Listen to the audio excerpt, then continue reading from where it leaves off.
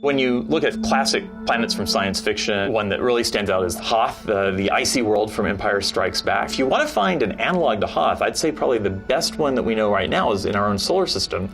It's the moon Enceladus of Saturn, which is this, pristine white icy ball that has these fantastic geysers of ice that kind of spray out into space. Now, Enceladus, way less hospitable than Hoth was, but if you're looking for that kind of like icy world, that would certainly be an option. No wampas, though.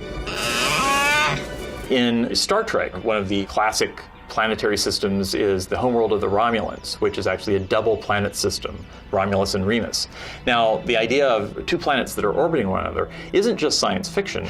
So if you take a look out at the very outer reaches of our solar system, you get to the dwarf planet Pluto and its moon Charon. And if you watch the two of them orbiting, you actually find that the two objects orbit around a mutual point in space. That would actually categorize it as a dual planet system.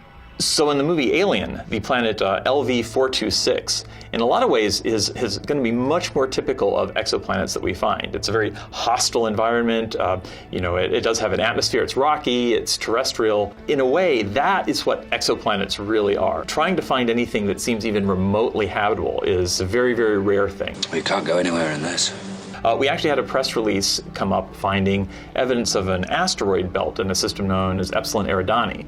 Now, as big Babylon 5 fans, when we were getting a chance to illustrate the system, it was kind of exciting. It's like, maybe we could put in a little reference to it. So hidden way down in the corner was this very subtle hint of a silhouette of a shadow vessel, the bad guys from Babylon 5, hidden down in the nebula. Once in a very rare while, it's fun to kind of work in some kind of a thematically appropriate reference into a piece of art.